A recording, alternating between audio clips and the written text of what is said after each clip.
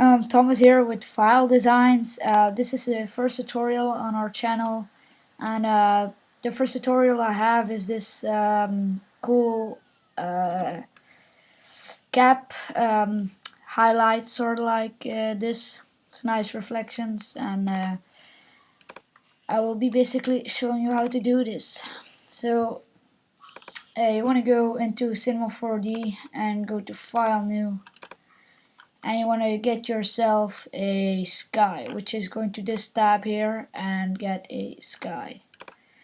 Then you want to right click the sky, Cinema4D text, and add a compositing, and that will bring up this attributes menu right here. And you want to just untick the scene by camera option. That will disable the view, but you can see in reflections and stuff. So if you add a text object and you want to go to, we'll add it by going to MoGraph and text object. In the text area, I'm gonna write File Designs. You have to basically get in the habit of aligning your text into the middle, and then the font. The font I used was Alien Encounter Solid. I'm sure you can get it from thefont.com. Basically add a depth to around 50. Then you want to go to caps and add both the start and end to fillet cap, and go make a new material by double clicking in this area down here. And I want to double click that little thumbnail that has shown up, and that will basically bring up this little menu right here. I'm gonna enlarge this a bit. So if on the color, you can choose whatever color you want, but I'm gonna go for a red color. Just untick specular, you don't need that. Go to reflection, tick that, and you want to change the brightness just to 0%. And then you want to go to this little arrow right here, which says texture, and you want to drop down to Fresnel or something, and drop the strength down to around 5%.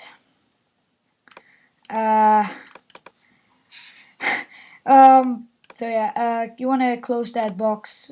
You don't really need that no more. You want to drag this icon to the text until it displays that little plus thingy. And if you render that out, it just have some solid red text.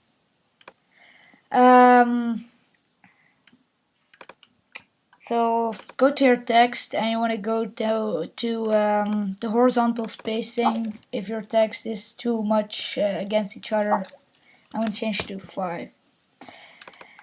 Views, shut up. So basically, what we're gonna do is double click again in this area right here to create another new material. Double click on that, and you want to untick both color and specular and tick reflection. This time we're just gonna drop down the texture menu and add the Fresnel. Nothing more. So you want to drop your black material which you just made onto your text, and you see that will create this black thumbnail next to your text object right here. And then you're gonna get this menu also. On selection, you want to type in capital R and then 1. That basically will apply it onto the edge of this text right here. So what you want to do now is hold Control and drag that little icon you saw to the right, and that will duplicate it basically. And then you want to go down to where it says selection R1. You might want to make it R2. That will basically apply it to the back edges. So when you render now, you will see the reflection of the sky, but it's not really what you want. So if you zoom out and go to this cube icon right there, click and hold and go to plane, then Then you want to go to the size where it says size down here, and you want to change that to 2000 and just hit enter, and that will make it really large actually. And on this attribute menu right here, you want to change that the width segments to 1 and the height segments to 1.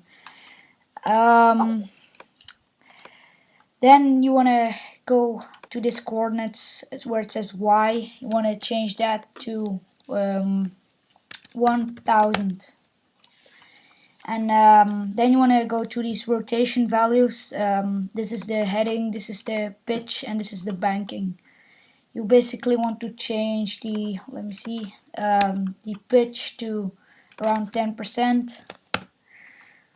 And then you want to copy and paste, you want to hold control and drag your plane right here down, like that. And then on the copy, oh wait a second,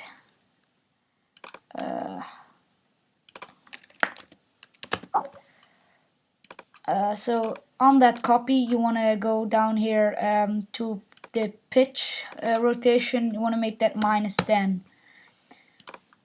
And that means they're both a little bit rotated to the actual text.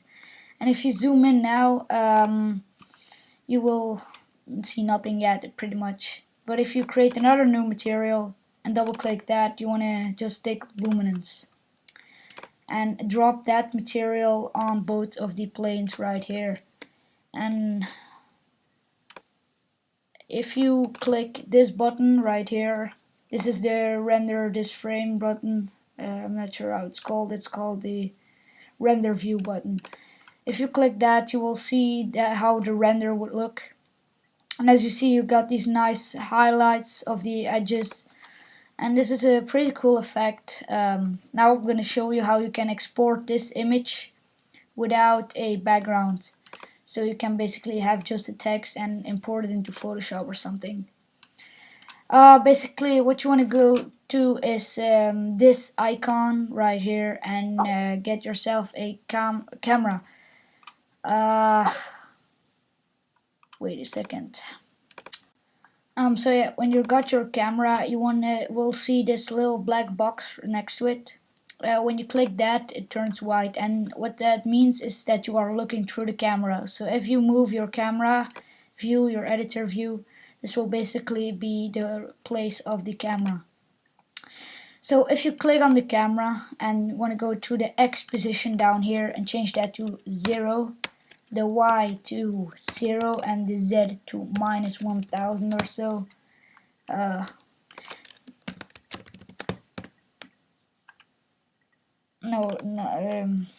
And you want to change the rotations to 0 and 0 also.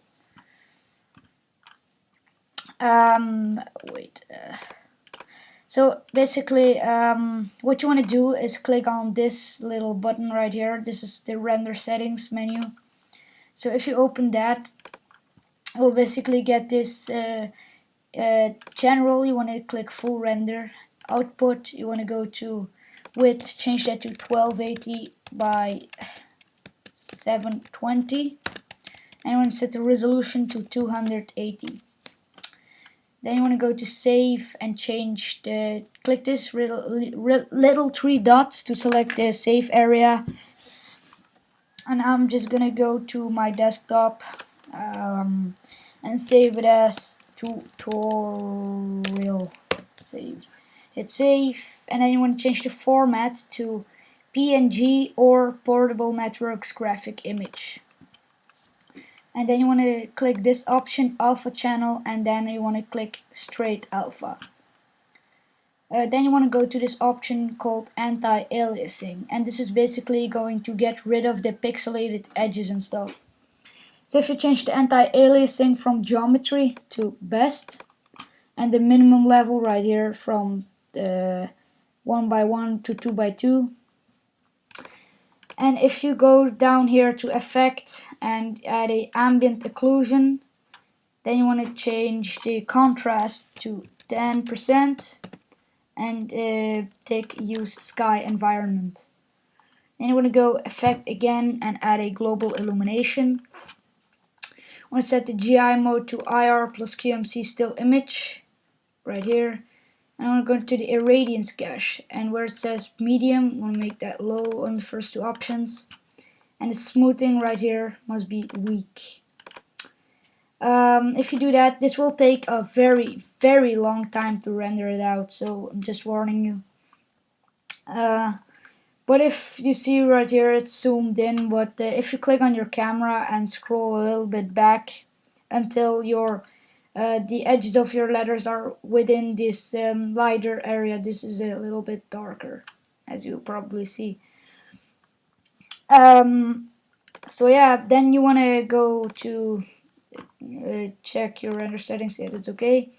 And you want to click on this button, just click on it, and that will start to render to the picture viewer. Now I will pause the video and come back with the result, but wait a second, I'm gonna cancel that. Yes, and I want to drop my new my white material onto my sky, and you want to change, no, just leave it at that. You want to change click on this movie thing next to the sky, and you want to untick scene by reflection, and then you want to click this button. That will make it a little bit lighter, but the render time will take quite a while, so I will come back when it's done with that. So this is basically the final render. So you can see the nice spline highlights and everything. So Bart, shut up. So yeah, I think that was it for this tutorial. I hope you enjoyed it and also learned something. So yeah, I'll see you guys later.